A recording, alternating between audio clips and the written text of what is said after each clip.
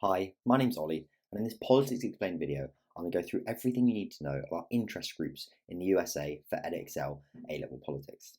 I'm going to start by looking through the parts of the specification this video covers and the key potential essay questions you get asked on this topic.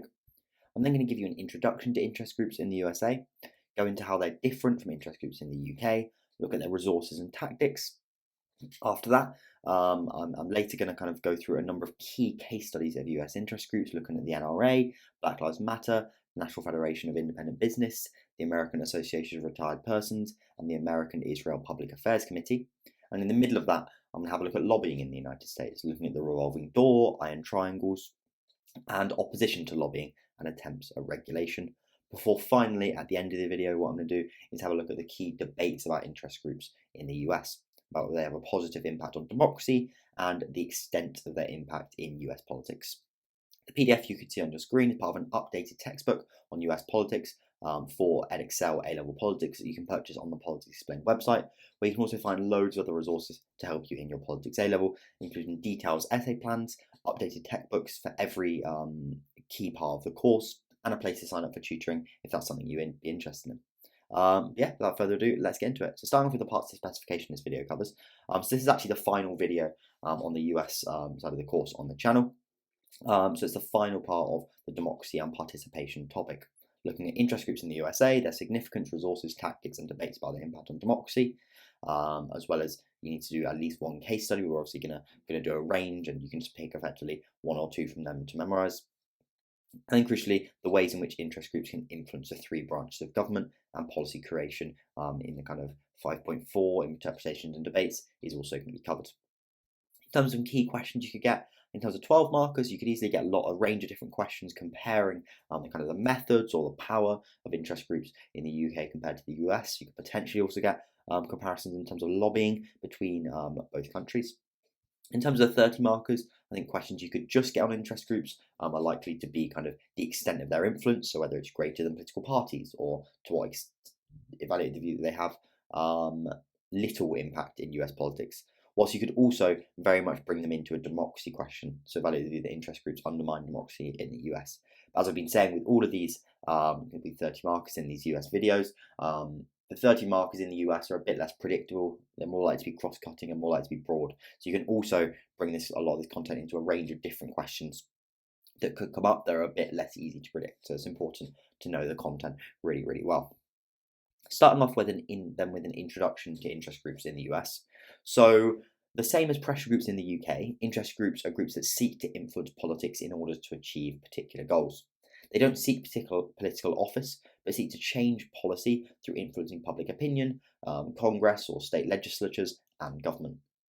They're usually focused on one particular area of policy and can represent narrow interests of businesses, corporations, or rich individuals, or can be more popular causes or somewhere in between. They're crucial to a pluralist democracy in which many different groups and sections of the population hold power and can influence politics, but there's also fear that they can undermine democracy if they're kind of dominated by wealthy interests and have too much power.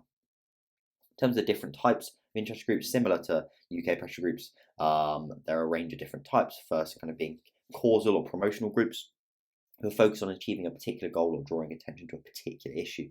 Some are single issue groups, such as the NRA, which focuses on gun rights, or the American Israel Public Affairs Committee, that advocates for pro-Israel policies, or the National Right to Life Committee, that advocates for the banning of abortion in the United States.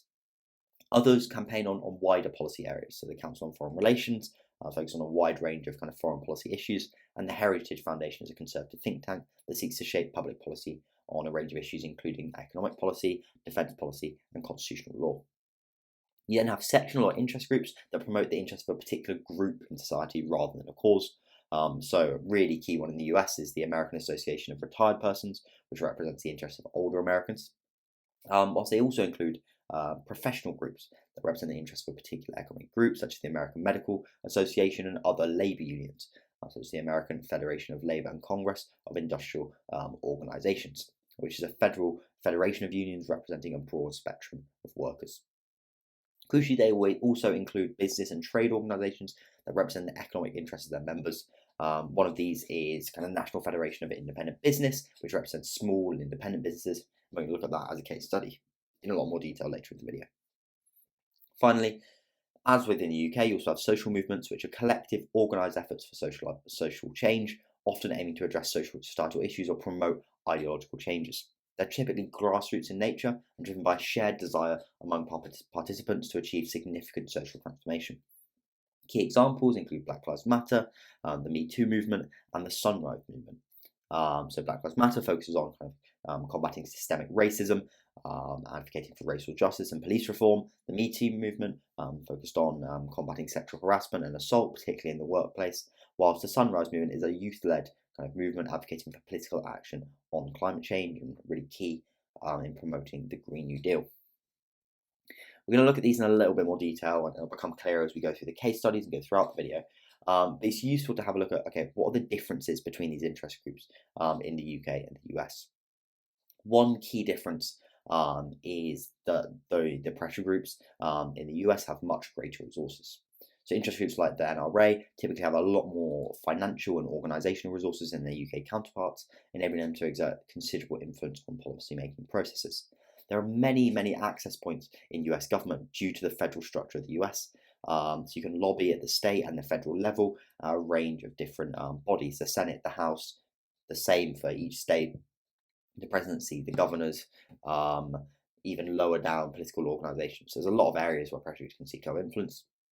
Politicians are arguably more open to influence. So due to weaker party discipline and significant role of campaign finance, groups like the Heritage Foundation can effectively influence politicians, leveraging their resources to shape public policy on issues ranging from economic policy to national defence. So the fact that the politicians' decisions are less likely to be influenced by the party because there's weaker party discipline and weaker powers of patronage for their party leaders, and the fact that they need campaign finance in order to win re-election and fight the election effectively, it can be argued they're more likely or more open to be influenced by pressure groups.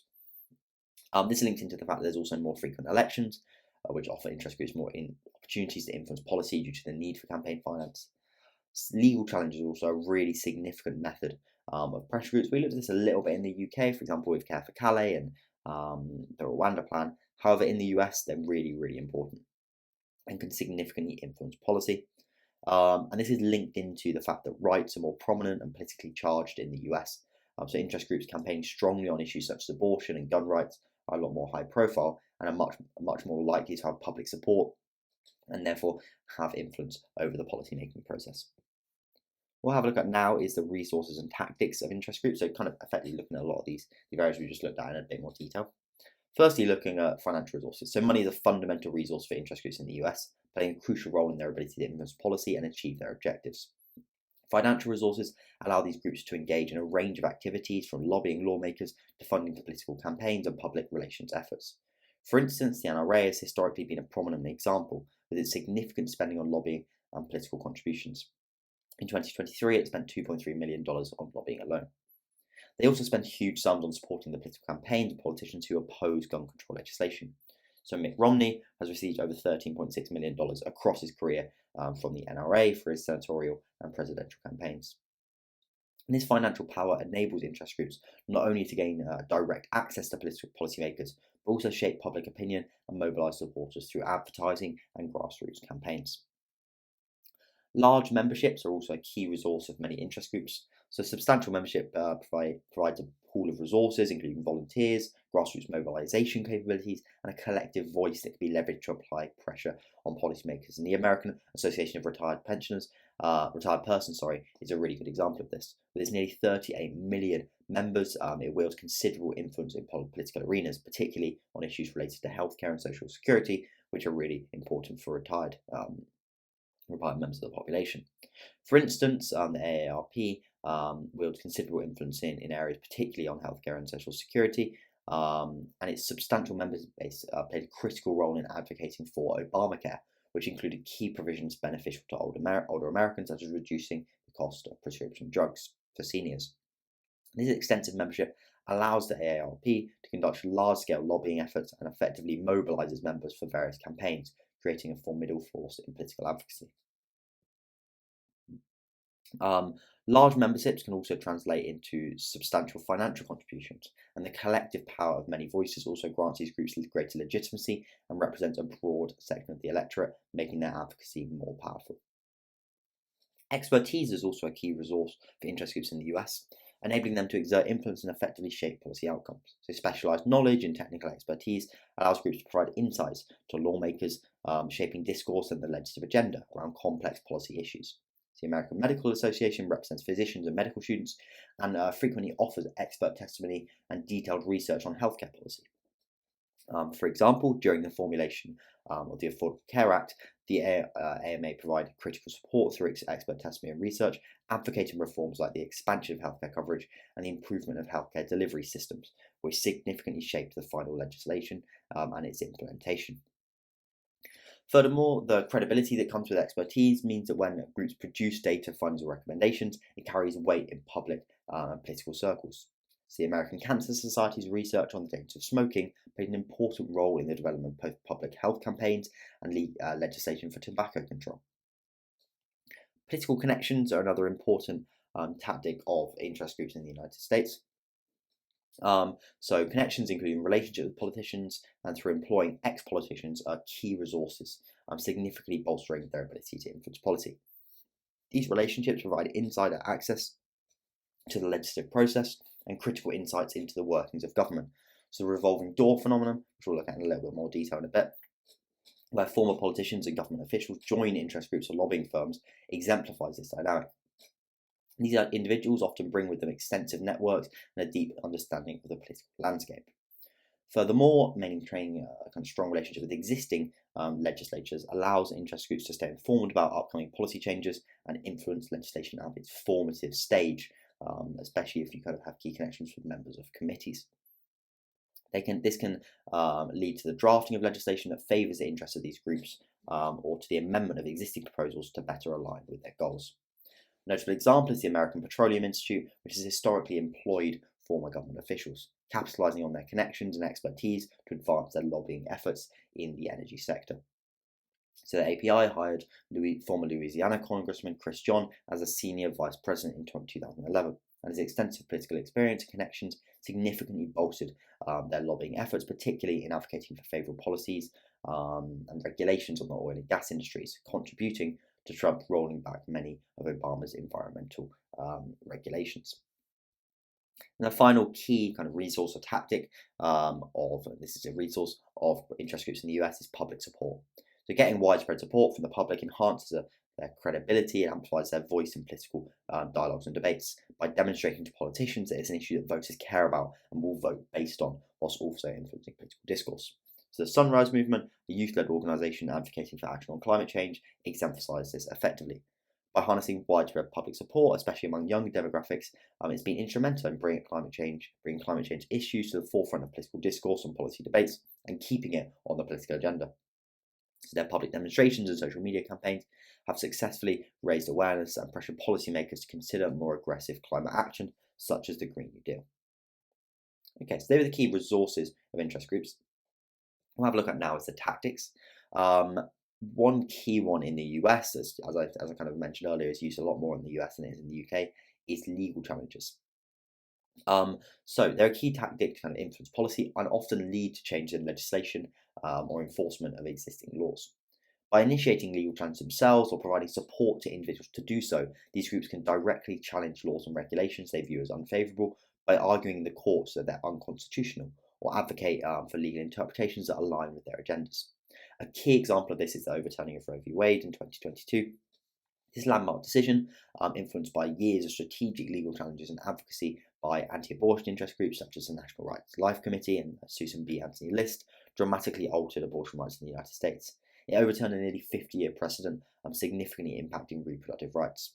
Another key example is Brown v. Board of Education, where the National Association for the Advancement of Coloured People Legal Defence Fund played a key role, and it led to the desegregation of public schools across the nation. And finally, Obergefell v. Hodges was kind of really influenced by advocacy groups such as the Human Rights Campaign, which legalised same-sex marriage nationwide. Lobbying is also really important, so they seek to sway legislators and government officials by presenting arguments, information, and often expert testimony to support their positions. One notable example of effective lobbying is the National Rifle Association. Its lobbying efforts have been instrumental in shaping gun legislation in the United States, successfully opposing gun control measures on a number of occasions, and advocating for laws favourable to gun owners' rights. We'll look at that in a little more detail when we look at the NRA later. Another significant example is the American Israel Public Affairs Committee, which has been influential in shaping foreign policy towards Israel, effectively lobbying for military aid and support for Israel in Congress, even when Israel is kind of becoming increasingly internationally unpopular. And some interest groups increase the effectiveness of their lobbying by employing ex-politicians. Financial contributions and support during elections is also really, really important. Firstly, with direct campaign contributions. So by financially supporting political candidates, they seek to gain access and favour, ensuring their policy preferences are considered in legislative decisions. They're often channeled through political action committees and can significantly impact election outcomes and subsequent policy directions. A prominent example of an interest group utilising campaign contributions effectively is the US Chamber of Commerce, which is known for its substantial financial support to pro-business candidates. And the Chamber spent over $82 million on lobbying and contributions during the 2020 election cycle. What they can also do is fund advertising campaigns in support of or against candidates.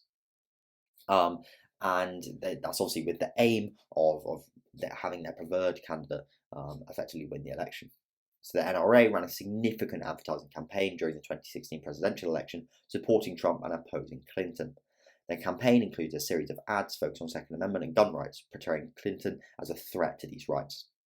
And according to the Washington Post, the NRA spent more than $30 million in the 2016 presidential race, with a substantial portion directed towards these ads.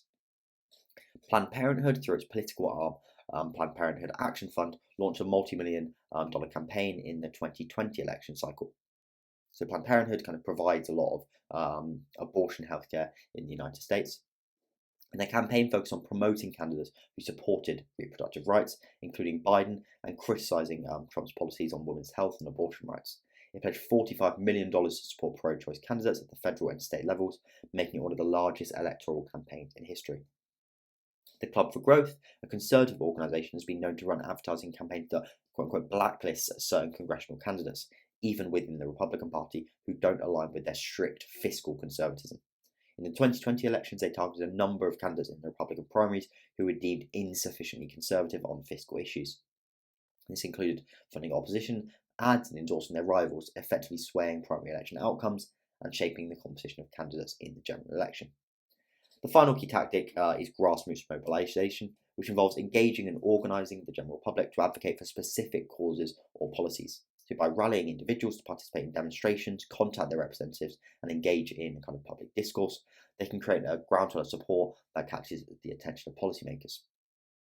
The Sunrise Movement has been really important in this, in keeping climate change on the agenda and advocating for proposals such as the Green New Deal within certain sections of the Democratic Party, whilst Black Lives Matter is a key example of grassroots mobilisation as a social movement.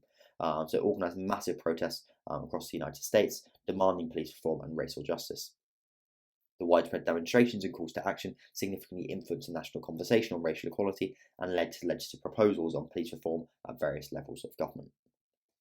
So they're the tactics and resources of interest groups. What we're going to have a look at now, before we look at a number of case studies of interest groups and the debates about their effectiveness, is we're going to have a look at lobbying in the United States. Okay, so moving on now to lobbying in the United States. The scale of lobbying in the US is immense, with analyst James Thurber estimating that $9 billion is spent annually on lobbying, and that the industry employs around 100,000 individuals in total. In 2023 alone, the US pharmaceutical industry spent $379 million on lobbying. And many of these lobbyists are concentrated on K Street in Washington, a street synonymous with high-powered lobbying firms and political advocacy. You'll therefore just hear the word K Street come up a lot in referrals when people are referring to lobbying as a whole. The size and influence of US lobbying has raised significant concerns about the impact on the democratic process, with critics arguing that the vast industry can lead to unequal representation of interest, with wealthier corporations and organisations able to exert more influence than ordinary citizens, potentially leading to policies that favour the interests of the few over the needs of the many.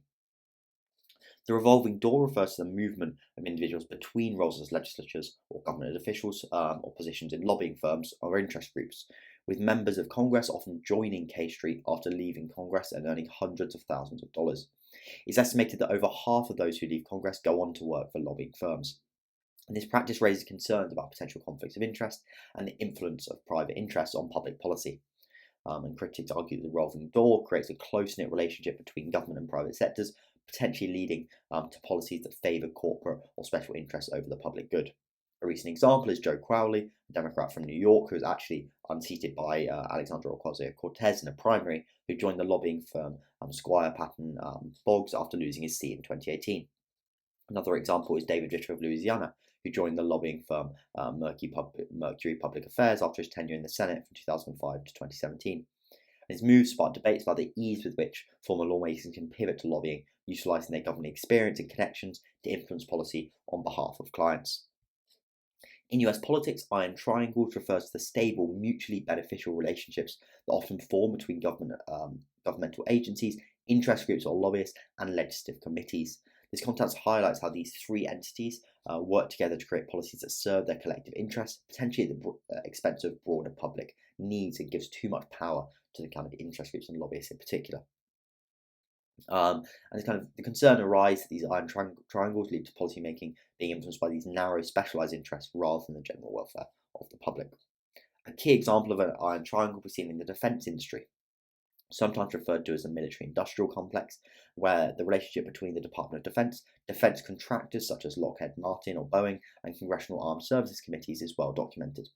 These groups collaborate closely with defence contractors lobbying for contracts, the Department of Defence benefiting from the latest technology, and congressional committees receiving support for policies that favour the defence industry.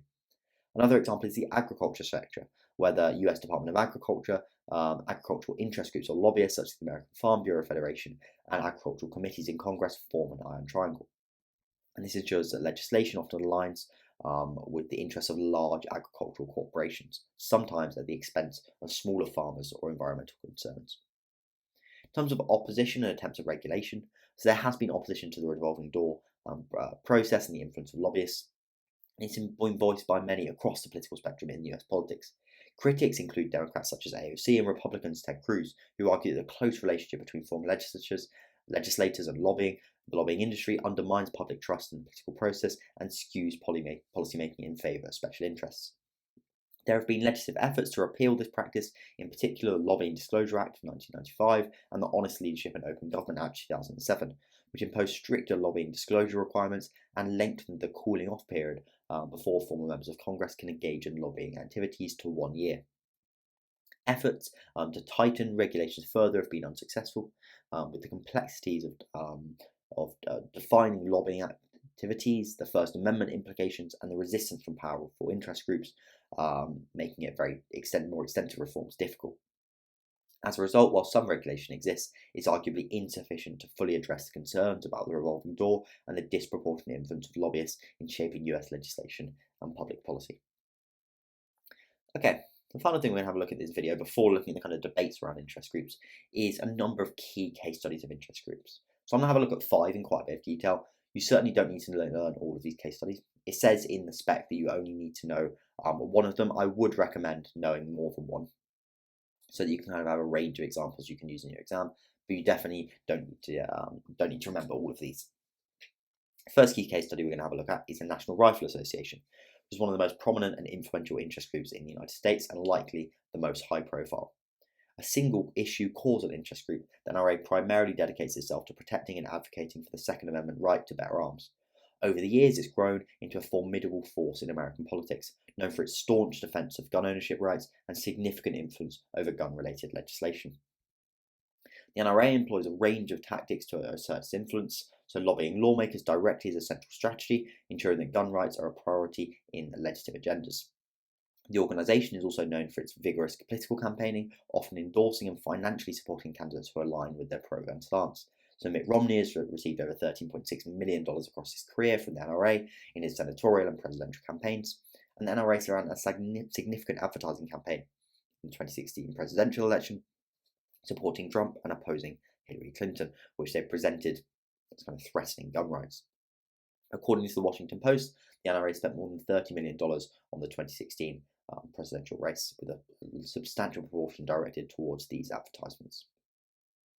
The NRA also engaged in legal battles, often supporting or instigating lawsuits to oppose gun control measures or challenge legislation that it perceives as infringing upon Second Amendment rights. In terms of key resources, including political affiliations and supporters, the NRA's key resources include substantial financial assets, a large and dedicated membership base, and strong political affiliations. Financially, the NRA has a massive budget for lobbying, campaign contributions, and public relations efforts, raising over $250 million each year. Its membership numbers over 4 million and provides both financial support through membership fees, which are over $400 million per year, and significant grassroots network. It's politically aligned with the Republican Party, though it has at times supported pro-gun Democrats, including Senator Joe Manchin. It's been remarkably successful in influencing gun policy in the United States, and a key example of its influence was its lobbying against the renewal of the federal assault weapons ban, which expired in 2004.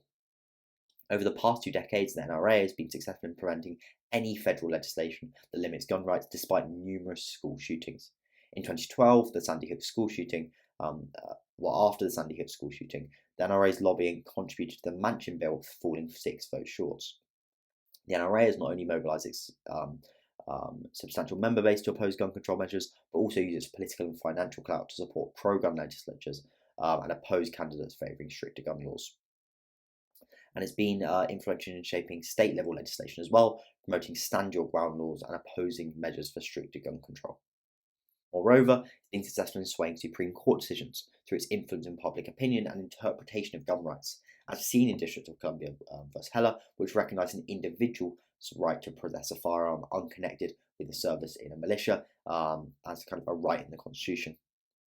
And the NRA provided amicus briefs for the ruling, supporting the majority ruling. And these instances underscore the NRA's significant impact on shaping both national and state gun policies in the United States. Next key case study we're going to have a look at is Black Lives Matter, which is a social movement that emerged in the US in response to systemic racism and police brutality against black people. Founded in 2013 after the acquittal of George Zimmerman in the shooting death of African-American teen Trayvon Martin, it's evolved into a global movement advocating for racial justice and police reform, focusing on issues related to racial inequality, particularly in the criminal justice system. In terms of its key tactics, it's the organisation of protests, mass protests and demonstrations, which have been key in raising awareness and generating public support. There were widespread demonstrations in 2020 following the violent murder of George Floyd, and it also leverages social media effectively to mobilise supporters. Black Lives Matter's key resource is its broad base of supporters and ability to mobilise grassroots efforts rapidly. It's garnered support from a wide array of individuals and organisations, including celebrities, politicians, and other social justice movements. And politically, it's received endorsements and support from members of the Democratic Party, particularly those further to the left in the party. In terms of its success at influencing policy, we've already had a look at this when we looked at a previous video on race and rights in the US, but ultimately it's had some success at a local level, but limited success at the national level. So at the local level, it's had some success at kind of influencing state policies and local policies. So there's been some local and statewide reforms, such as in Minneapolis, where George Floyd was killed, where the city council approved a measure to replace the police department with a community-led public safety system, reflecting the kind of Black Lives Matter demand for defunding the police. Also in California, it passed the Assembly Bill 392, one of the nation's most restrictive use of force laws, which changes the standard for police use of legal force from when it's reasonable to only when it's necessary. At the national level, though, efforts have been more challenging. So the George Floyd Justice in Policing Act, which sought to address issues like chokeholds, no-knock warrants, and qualified immunity for officers, passed the House of Representatives but stalled in the Senate. And another prominent proposal, the Breathe Act, which advocates for more transformative changes, such as divesting from excessive policing, has yet to gain substantial legislative traction. Consequently, whilst BLM has effectively raised awareness and driven some policy changes, its more ambitious federal legislative goals have encountered significant obstacles, reflecting the complex and often contentious nature of addressing systemic racism at the national level in the context of a highly partisan and closely contested Congress. In terms of the next kind of case study we're going to have a look at is the National Federation of Independent Business, which is a sectional interest group representing the interests of small and independent businesses across the nation in both federal and state policy. As a business interest group, it focuses on issues that impact the small business sector, including tax policies, healthcare, labour laws, and regulatory burdens. It employs lobbying and also engages in legal challenges against laws and regulations that are perceived to be detrimental to small businesses. Its resources include its large and diverse membership base consisting of hundreds of thousands of small business owners across various sectors, and this provides it with substantial financial support through membership duties and contributes towards a powerful lobbying force. Whilst it maintains a non-partisan stance, it's historically been more closely aligned with the conservative and pro-business policies and politicians, particularly those in the Republican Party and those advocating for lower taxes and fewer regulations. It's been quite successful in influencing policies that affect small businesses. A notable victory was in its role in the legal challenge to the Affordable Care Act in 2012, which was the National Federation of Independent Business versus Sibelius. And although the Supreme Court upheld the Affordable Care Act, the NFIB's involvement highlighted the concerns of small businesses regarding healthcare reform, and the court ruled that the Medicaid expansion under the Affordable Care Act to be optional for states rather than mandatory. Another significant achievement was influencing the passage of the Tax Cuts and Jobs Act, which included tax benefits to small businesses. Its advocacy was instrumental in shaping the provisions of the law, such as the creation of a 20% deduction for certain pass-through businesses. And these show the interest group's effectiveness in shaping policies that directly impact small businesses in the United States. One of the most high-profile interest groups in the US is the American Association of Retired Persons, which is a non-profit sectional interest group in the United States dedicated to addressing the needs and interests of older Americans. Founded in 1958, it's evolved into one of the most powerful interest groups in the country. It advocates for individuals aged 50 and above, focusing on issues such as healthcare, employment security, retirement planning, and social welfare. And as a membership-driven organisation, it's distinct for its broad-based support and focus on a wide range of issues affecting the older population. It employs various tactics, including lobbying, also litigation. It successfully participated in litigation against the Department of Labour to challenge a rule change that would have allowed for more employers to form association health plans, potentially jeopardising the healthcare protections for older Americans. And it also crucially leverages its membership base to mobilise grassroots support for its advocacy efforts. It mobilises its members to campaign against the Republicans' 2017 healthcare bills that would have significantly altered Medicare and Medicaid, contributing to the eventual withdrawal of the legislation. Key resources include its substantial membership base, estimated at nearly 38 million members, and it maintains a non-partisan stance, enabling it to collaborate with a wide range of political figures across the political spectrum. It's been highly successful in influencing policy at both the state and federal levels. One of its most notable achievements was its role in the passage of the Affordable Care Act. Its support for the ACA, particularly the provisions relevant to older Americans, was crucial in its enactment. And another significant success was its campaign against the 2005 attempt to privatise Social Security, where AARP's advocacy helped preserve this vital social welfare programme. And it's also led to a number of legislative victories in areas such as age discrimination in employment, pension protection, and long-term care. And this shows the effectiveness of it in shaping policies that significantly impact the lives of older Americans due to its large membership base. Final key case study we're going to have a look at is the American Israel Public Affairs Committee, which is a bipartisan causal interest group in the United States dedicated to fostering and strengthening US political support for Israel. It's one of the most influential foreign policy interest groups in the US, and it focuses on issues related to Israel's security, Middle Eastern policies, and the US foreign policy in the region. Unlike many interest groups, it doesn't donate directly to candidates, but instead works to cultivate a pro-Israel stance among legislators from both the Democratic and Republican parties. His tactics include extensive lobbying of Congress and the executive branch, aiming to influence US policy in a way that supports Israel's interests. It also organises an annual policy conference in Washington, which is attended by numerous politicians, policymakers, and students, serving as a platform to discuss US-Israel relations and lobby for pro-Israel policies. In terms of its key resources, it includes a vast network of supporters and members across the United States. Its strength lies in its ability to mobilise a diverse supporter base to exert political pressure. It's broadly supported by individuals and groups within the Jewish American community and has garnered backing from a wide array of political figures across the spectrum. It's been notable in successfully influencing US policy towards Israel. One of its most significant achievements is the consistent US military aid to Israel, ensuring Israel's qualitative military edge in the region. It was instrumental in advocating for the $38 billion military aid package to Israel signed in 2016, the largest such agreement between the two countries. And it also an example of its influence is advocacy for the recognition of Jerusalem as Israel's capital, a long-standing goal that was realised under the Trump administration. So yeah, that's everything in relation to the case studies. As I said, you definitely don't need to know all of them, but it's useful to kind of know a couple so that you can use as examples for a couple of different points. What we're going to have a look at now is finally a couple of key debates around interest groups. Firstly, looking at whether they have a positive impact on US democracy. So the first key argument they do have a positive impact on US democracy is that they represent a diverse range of interests, including minority interests. And this ensures that a multitude of voices are heard in the political process and can be seen as key for promoting a pluralist democracy. The National Association for the Advancement of Coloured People advocates for the rights and interests of African Americans, focusing on issues like racial justice and voting rights, as does Black Lives Matter, for example. And similarly, the American Israel Public Affairs Committee works to strengthen US-Israel relations, representing the interests of many in the Jewish American community in foreign policy matters.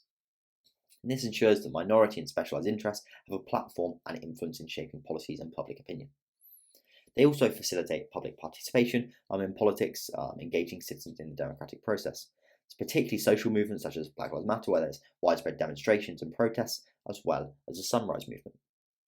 They can be seen as providing an important check on politicians and ensuring accountability and transparency in government. So groups like the American Medical Association provide oversight and expert critique on healthcare policies, influencing legislative decisions. Whilst the National Federation of Independent Business represents small business interests, often challenging the policies that could negatively impact the sector. Interest groups can also be seen as upholding the Constitution by initiating legal challenges against legislation they disagree with. This can be seen in National Federation of Independent Business versus Sebelius in 2012. Finally, they can be seen as providing valuable expertise, with the American Cancer Society, for example, offering significant research and data on public health issues, whilst the Council on Foreign Relations informs and shapes US foreign policy. These can contribute to a more informed and effective policy decisions, benefiting the democratic process by being grounded in fact-based and expert analysis. On the other hand, they can be seen as undermining democratic processes by favouring narrow interests. They undermine democratic politics by ensuring that the interests of only wealthy and powerful are prioritised over the public interest or majority opinion. A key example of this is the NRA, which has been able to exert considerable influence on gun legislation in the US and prevent any gun control legislation, despite polling being clear that a majority of Americans support it. And this illustrates how affluent interest groups can skew policy outcomes to favour specific narrow interests, potentially at odds with broader public sentiment. They can also be seen as undermining democratic politics through legal challenges. For example, the National Right to Life Committee was important in legal challenges such as the overturning of Roe v. Wade. And this can thwart the legislative process and the will of the electorate, placing the interest of a specific group over the democratic consensus. They can be seen as contributing to the revolving door phenomenon, where government officials and legislatures become lobbyists, which raises concerns about the integrity of democratic institutions. And this can lead to conflict of interest, with policies influenced by these private interests and maybe personal interests rather than the public good. For example, ex-politicians who can join lobbying firms can use their insider knowledge and connections to sway policy in favour of their clients. A notable example that we already looked at is the American Petroleum Institute, which hired former Louisiana Congressman Chris John as a senior vice president, and they've had a lot of success, particularly under Trump, in rolling back environmental regulations. An iron triangle was also a crucial concern, with interest groups having entrenched influence over certain areas of government policy. Crucially, they can also lead to policy gridlock. So interest groups can contribute to policy polarisation and gridlock, especially where multiple groups with opposing views wield significant power. For instance, the NRA lobbies against gun control, but other groups, such as the Brady Campaign to Prevent Gun Violence, lobby for it, leading to a stalemate where no significant policy change occurs despite clear public issues. This can prevent the implementation of policies that require urgent attention. Final key debate we're going to have a look at then is whether interest groups have a significant impact on politics. First argument they do have a significant impact is how they can influence politicians using money. And this is through both campaign contributions and lobbying and advertising. So the American political system, characterised by weaker party discipline, allows politicians to be more receptive to financial persuasions. So the NRA, for example, has historically uses financial support to support candidates, contributing over 13 million to Mitt Romney's campaigns across the Senate and the presidency. For example, the US Chamber of Commerce also spent over 80 million in the 2020 election cycle. Crucially, there's multiple access points in US politics. So due to the fact that there are kind of multiple layers of of government in kind of the state and the federal levels, different chambers of Congress at both levels, and the fact there are frequent elections, there's numerous access points for interest groups. And this is kind of coupled with the kind of the revolving door and existence of iron triangles amplifies the impact of these groups. Crucially, legal challenges kind of allow interest groups to influence legislation, as we've looked at. They're a key kind of method, especially given the high-profile nature of rights in the US and how the Constitution can be you can use the Constitution to challenge policies to protect rights, especially if you're an interest group such as the National Right to Life Committee or NRA, which is focused on protecting a particular kind of amendment in the Constitution or part of the Constitution to kind of promote your goals. And linked to kind of the money, but interest groups also have significant resources, both financially as well as in terms of memberships. The AARP had nearly 38 million members, and that influences their capacity to influence policy and public opinion. Finally, though, there are some arguments that they have a limited influence on politics. So you can argue there's kind of a limitation due to political structure and public opinion. So despite their financial resources and lobbying efforts, US interest groups face limitations due to public opinion. So whilst the NRA has been successful in influencing gun policy, they've not been able to prevent all gun control measures, especially at the state level where public opinion strongly favours regulation. So this indicates that interest groups' influence can be counterbalanced by democratic processes and public sentiment, and the influence shouldn't be overstated. Whilst interest groups can use legal challenges to influence policy, the independence of the judiciary can limit this influence.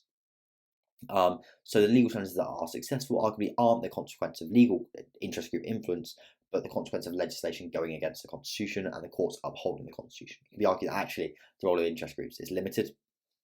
And finally, there's counterbalancing forces in a pluralist system. So in a pluralist political system like that of the US, it can be argued the influence of any single interest group is naturally counterbalanced by the presence of other groups that kind of compete against interests, and they often have opposite interests. For example, the influence of pro-business groups is often checked by labour unions and consumer advocacy groups, resulting in neither having too much success.